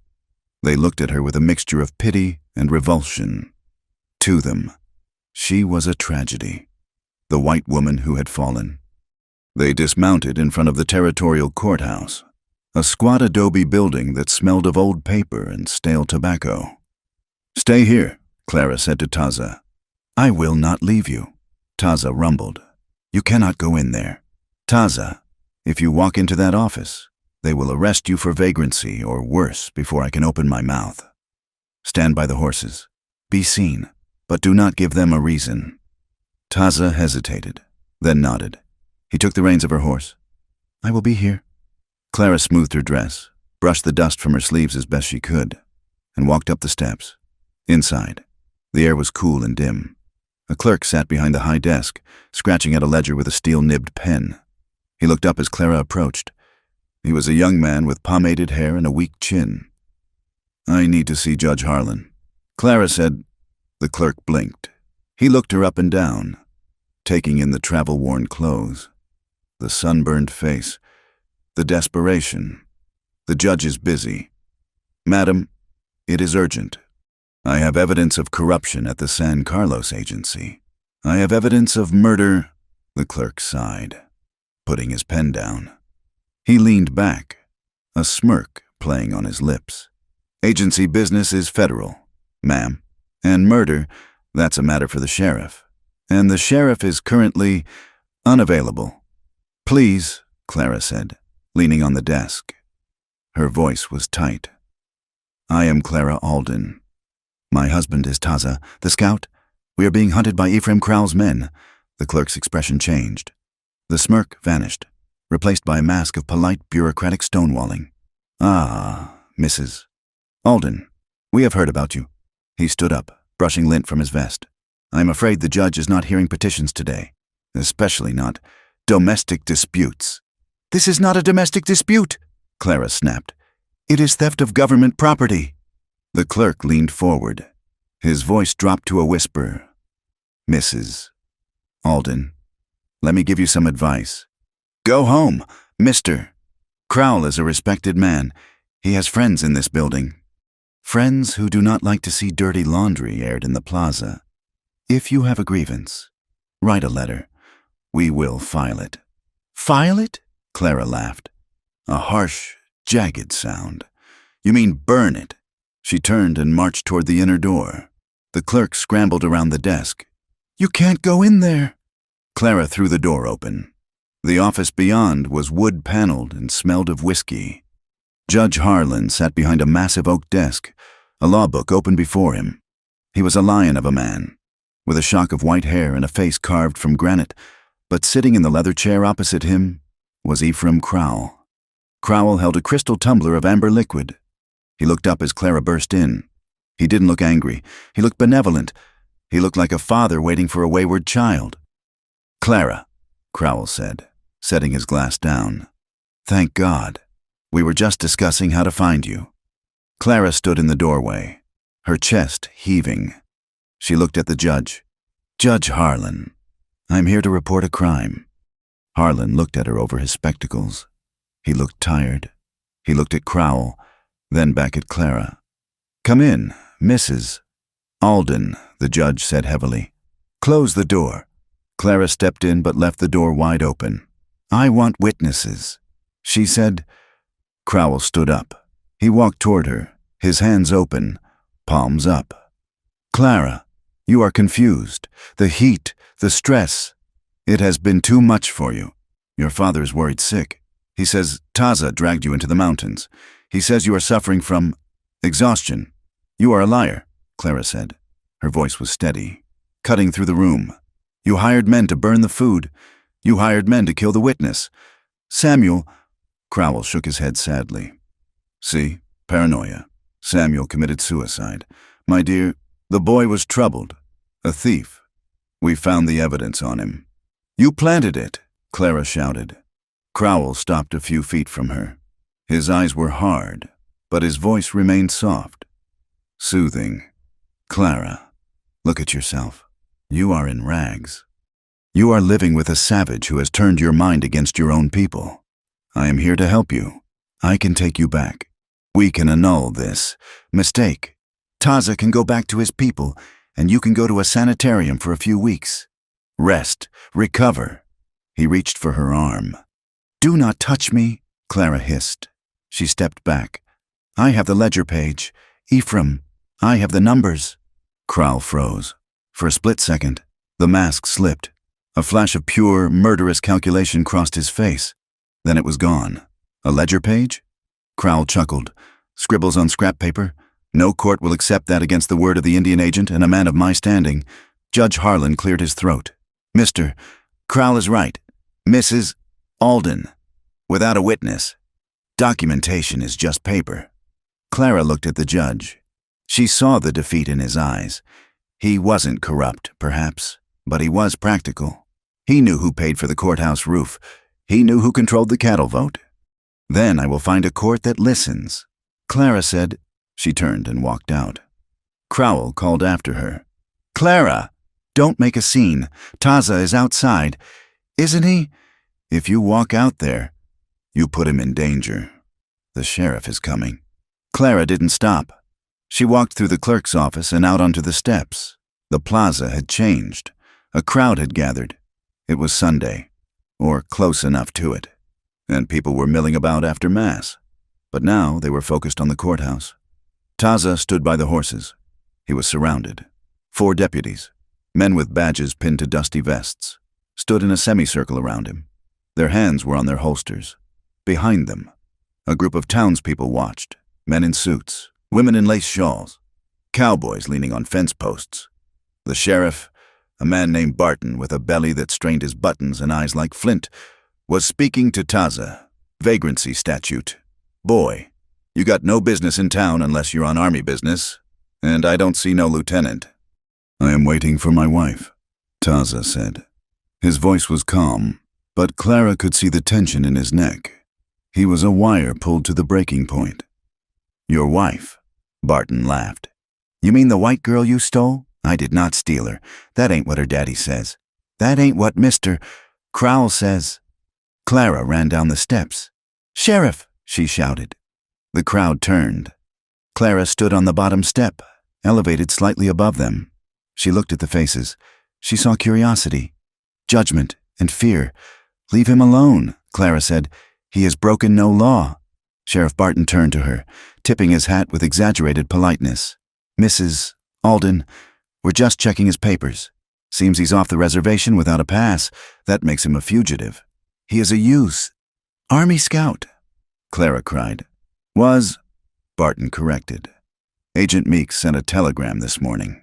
Says Taza here was relieved of duty for aiding renegades. Says he's wanted for questioning regarding the burning of that supply cache. The lie was so bold, so complete, it took Clara's breath away. They had inverted the truth perfectly. The victims were the criminals. Crowell stepped out onto the porch behind Clara. He stood tall, the benevolent patriarch. It's all right, folks. Crowell's voice boomed across the plaza. Mrs. Alden is safe now. We've got her. The Indian. Well, the law will handle him. The crowd murmured. Heads nodded. It was a simple story. A story they understood. The savage had gone wild. The white man had restored order. Taza looked at Clara. He saw Crowell behind her. He saw the deputies' thumbs hooked over their hammers. He knew exactly what was happening. They were goading him. They wanted him to reach for his rifle. They wanted to kill him right here, in front of the church, and call it justice. Taza's hands twitched. The humiliation was a physical acid. To stand here and be called a criminal by the men who starved his family. His blood screamed for war. Clara saw the shift in his stance. She saw the darkness rising in him. No, she screamed. She didn't run to Taza. She ran into the center of the empty space between him and the crowd. She turned to face the people. Listen to me, she yelled. Her voice cracked, then found its strength. It rang off the adobe walls. This man is not a criminal. The criminal is standing on that porch. She pointed at Crowell. The crowd gasped. A woman accusing a man like Ephraim Crowell. In public? He is lying to you, Clara shouted. She pulled the crumpled ledger page from her bodice and held it up, shaking it in the air. This is the proof. Silas Meeks and Ephraim Crowell have been stealing the beef rations meant for the San Carlos agency. They starve the families so the men will raid, and then they use the raids to get army contracts to sell the beef back to the government at triple the price. She turned in a circle, meeting the eyes of the townspeople. You wonder why the wars never end, she asked them. You wonder why your sons die in the hills, because men like him make money from the blood. Crowell's face darkened. He stepped down from the porch. Sheriff, arrest her. She is hysterical. But the crowd didn't move. They were listening. The story had a ring of truth to it. Everyone knew Crowell had gotten rich too fast. Everyone knew the beef was always terrible. Sheriff Barton hesitated. He looked at Crowell, then at the restless crowd. Then Silas Meeks pushed his way through the onlookers. He was sweating, his face pale. He held a sheaf of papers. She lies, Meeks squealed. He waved his papers. I have the official reports here, that man. Taza. He coerced the boy. Samuel. He killed him to cover his tracks. Meeks pointed a shaking finger at Taza. Arrest him! Meeks screamed. He is a murderer. The deputies took a step forward. Taza's hand closed on his knife handle. It was instinct. Gun! Someone shouted. The tension snapped. A deputy drew his pistol. Hold your fire. The command came from the street. A squad of soldiers, dusty and travel-worn, rode into the plaza.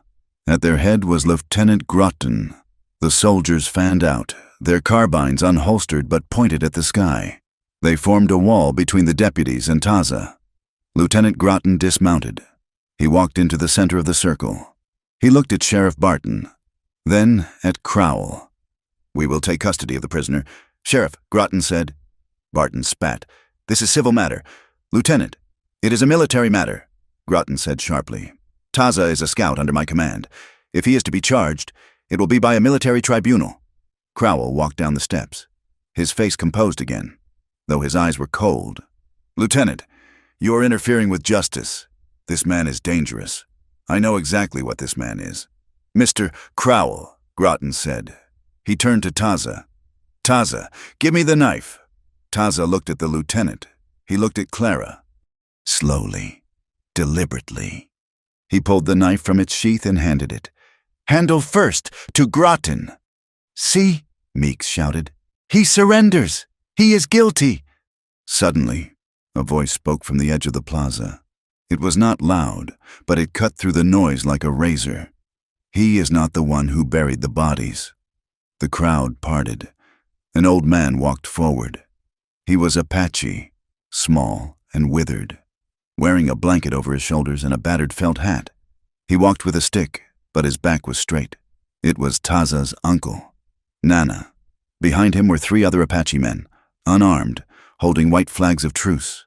They had walked into the town, into the lion's den, unprotected.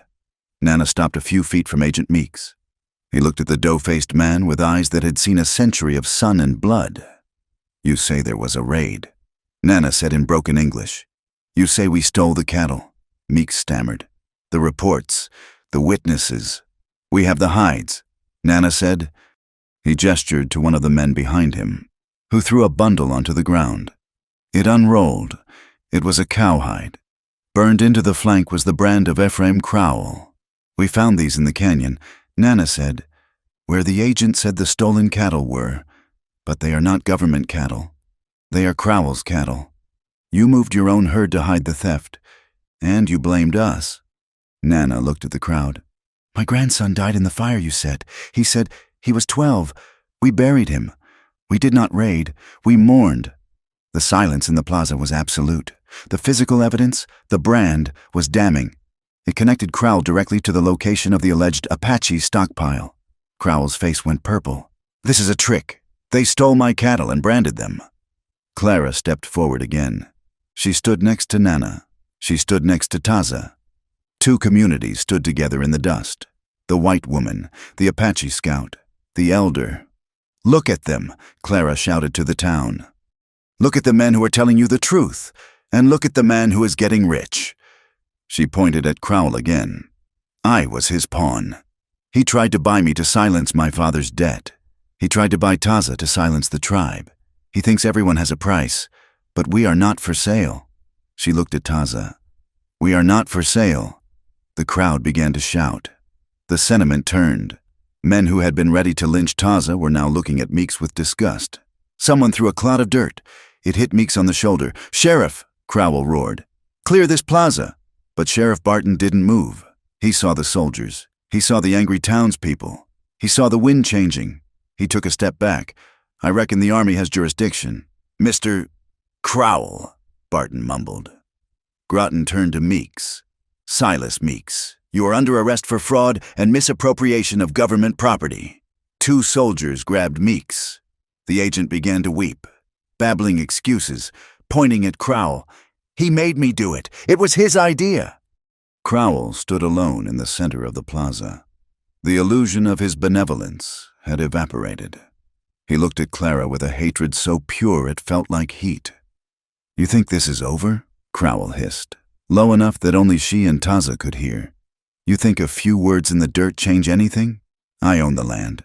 "Girl, I own the water. You own nothing," Taza said. Crowell sneered. He turned on his heel and walked toward the hotel. No one stopped him. The sheriff looked away. The judge had vanished from the window. Meeks was being dragged away. A sacrificial lamb, but Crowell, the money, the power, walked free. Clara watched him go. She felt a bitter taste in her mouth. "They didn't win," she whispered. "Not really." Taza stood beside her. He took her hand, openly, in front of the soldiers, in front of the town, in front of his uncle. "We are alive," Taza said. "That is the victory." The crowd began to disperse. The spectacle over. They muttered and shook their heads, already rewriting the story in their minds. A scandal, yes, but Crowell was too big to fall. He would pay a fine. He would wait. Nana walked up to Taza. He looked at Clara. For the first time, the old man's eyes were not hostile. He looked at her not as a white woman, but as a person who had stood on the line. He nodded to her. It was a small gesture, barely a tilt of the head, but it was enough. Then he looked at Taza. "You cannot stay here. Nephew, Crowell will send men in the dark. The law will not hold him." "I know," Taza said. Groton stepped up. He looked uncomfortable. "Taza, I can't keep you on the payroll. The investigation, it's going to be messy. Washington will want a scapegoat. It's better if you disappear for a while." Taza looked at the uniform he had worn for 3 years, the uniform that was supposed to make him a man in their eyes. He slowly unbuttoned the blue coat. He took it off and folded it over his saddle. "I am done guiding you. Lieutenant," Taza said, "you must find your own way." Groton nodded sadly. "Good luck." Taza. They left Massilia an hour later. They did not go back to the cabin. The cabin was a trap now, a known point on a map owned by their enemy. They left the garden Clara had planted. They left the bed they had shared. They left the only home they had tried to build. They rode south, toward the border, toward the blue haze of the mountains that marked the edge of the territory. They camped that night in a dry wash, miles from the nearest light. They built a small fire, shielding it with rocks. Clara sat by the flames, wrapping her arms around her knees. She felt hollowed out. The adrenaline of the confrontation had faded, leaving a deep, aching grief. "We lost everything," she said softly. "The land, the house, my father." Taza put wood on the fire. He looked at her across the flames. The firelight danced on his face, softening the sharp angles. "We did not lose," he said. He moved around the fire and sat beside her. He put his arm around her shoulders. She leaned into him. The only solid thing in a shifting world. "We told the truth," Taza said, "in front of men with guns. We stood. But Crowell is free," Clara said bitterly. "He is free to be what he is." Taza said, "A man who eats gold and starves. But we—" He took her face in his hands. His thumbs brushed away the dirt on her cheeks. "We are free to be us." Clara looked at him. She saw the scars on his face, the history in his eyes. She saw the husband who had climbed a mountain wall to save her. She realized then that the West would not give them peace. The land didn't care, the law didn't care, but they had carved a space for themselves, not in the soil, but in the air between them. "Where do we go?" she asked. Taza looked south, toward the stars hanging low over Mexico. "We keep moving," he said. He kissed her. It was a promise. The road would be hard. The winter would be cold. Crowell would send men, but they would face it standing. Clara closed her eyes and rested her head on his shoulder. The wind blew through the mesquite, a lonely sound. But for the first time in her life, she was not afraid of the dark. She was the fire in it. The wind that howled through the Organ Mountains was not merely cold. It was a razor honed on miles of frozen stone. It stripped the warmth from the air and the hope from the heart. Taza and Clara moved through this gray desolation like ghosts. Their horses' heads bowed against the gale. They were 3 days south of Massilia, pushing toward the border. The law was behind them, confused and slow. But Ephraim Crowell was not. Crowell had abandoned the pretense of legality. He had gathered 6 men, hard cases from the mining camps, men who killed for pay and asked no questions. And he was hunting. Clara rode with her scarf wrapped tight around her face, only her eyes visible. They were different eyes than the ones that had looked out from the buckboard wagon months ago. These eyes were constantly scanning the ridgelines. She carried a Winchester carbine across her saddle, and her hands, though numb with cold, rested easily on the stock. She was no longer cargo. She was a flanker. Taza rode ahead, reading the ground. The trail was difficult.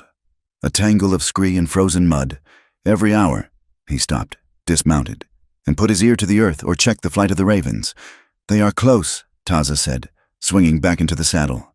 He did not whisper. The wind tore the words away too fast for whispers. "How close?" Clara asked. 2 hours. They have fresh mounts." "We do not—" He looked at her.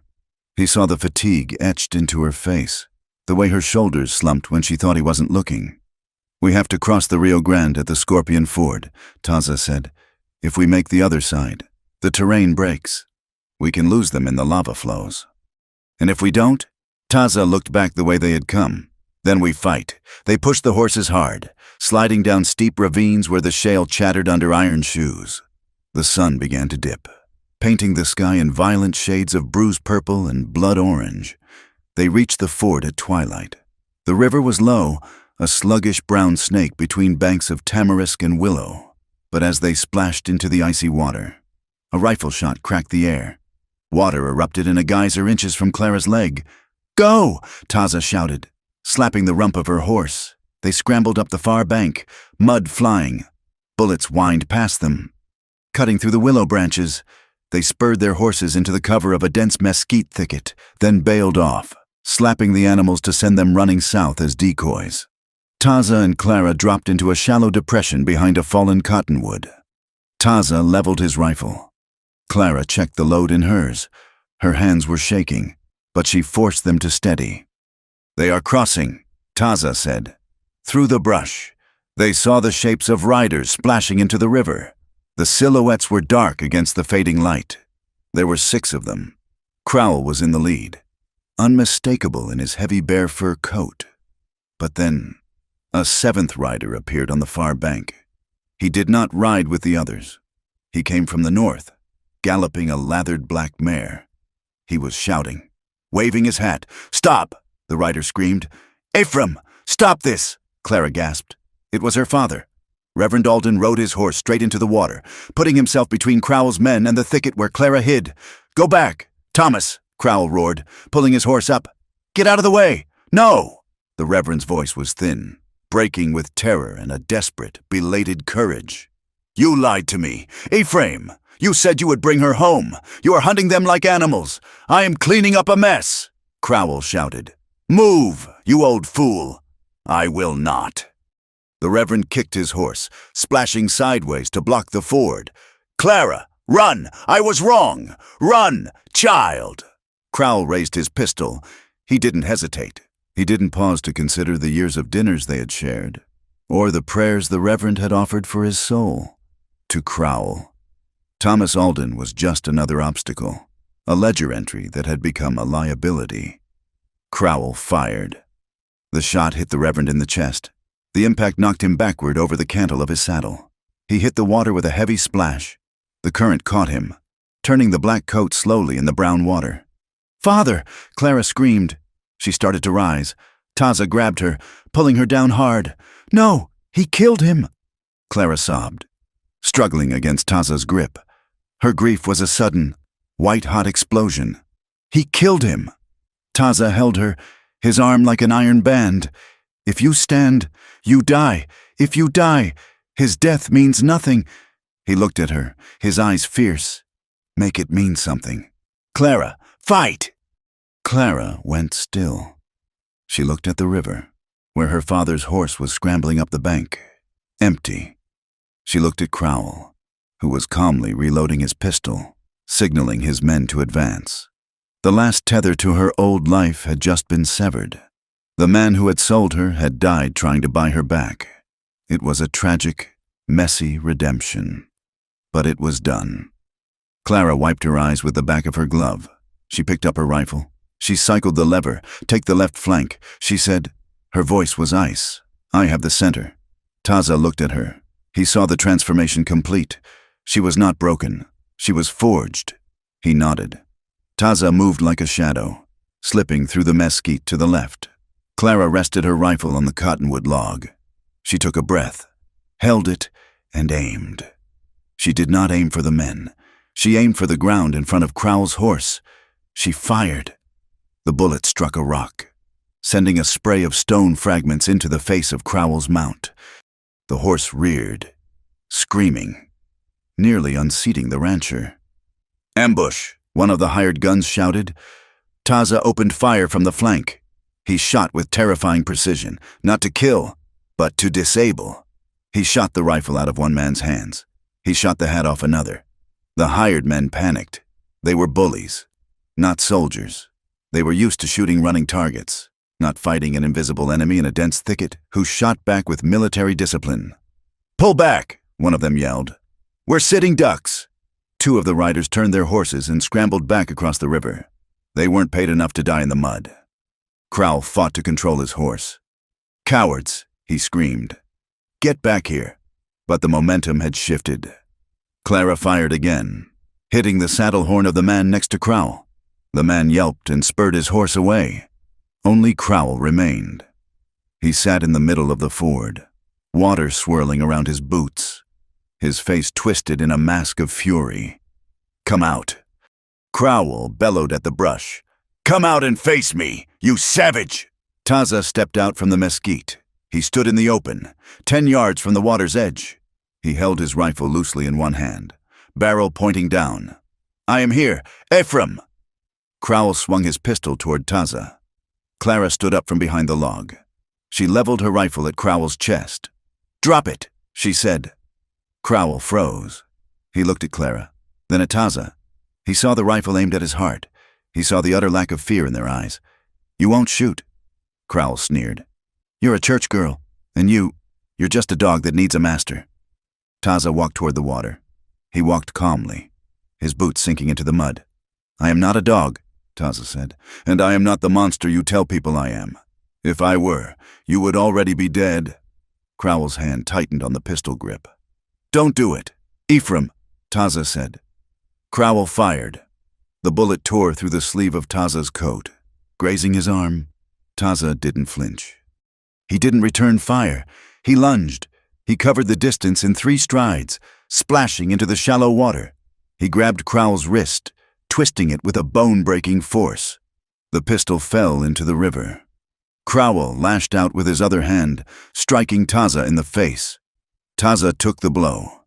He reached up, grabbed Crowell by the heavy lapels of his bear fur coat, and hauled him out of the saddle. Crowell hit the water hard. He scrambled up, sputtering, reaching for a knife at his belt. Taza kicked the knife away. He grabbed Crowell by the throat and slammed him backward against the muddy bank. "Do it!" Crowell choked, his face purple. "Kill me! Prove you're a killer! Then the army will hunt you down forever!" Taza held him there. His hand was a vice around Crowell's neck. The rage that had been building for months, the anger at the insults, the starvation, the dead boy, the burning hatred, surged in Taza's blood. It would be so easy. A squeeze, a snap. Silence. Clara watched. She lowered her rifle. She did not scream for him to stop. She let him choose. Taza looked down at the man who had tormented them. He saw the fear in Crowell's eyes. He saw the pathetic small soul hidden behind the money and the bluster. Taza loosened his grip. "No," Taza said. He stepped back, leaving Crowell gasping in the mud. "I will not be your excuse," Taza said. "I will not give your friends a reason to kill my kin. You live, Ephraim. You live knowing that an Apache had your life in his hands and gave it back to you." Crowell coughed, dragging himself up on his elbows. "You think this saves you? I will send more men. I will burn every acre." "Look," Clara said. She pointed to the road on the far bank.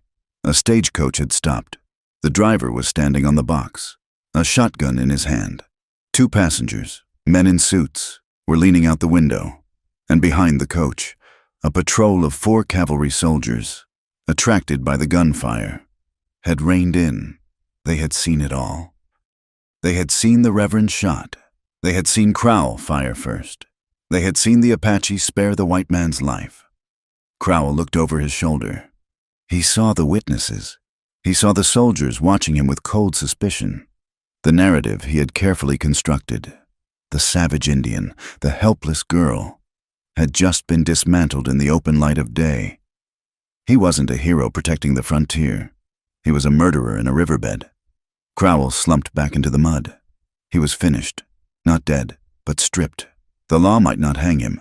Money could still buy lawyers, but his power was broken. He could no longer hide. Taza turned his back on him. He walked up the bank to Clara. He looked at his arm, where the blood was staining the sleeve. "It is a scratch," he said. Clara reached out and touched his face. There was a new bruise forming where Crowell had struck him. "You didn't kill him," she whispered. "No," Taza said. He looked at her, his eyes clear and dark. "I killed the lie." They walked to where their horses were waiting.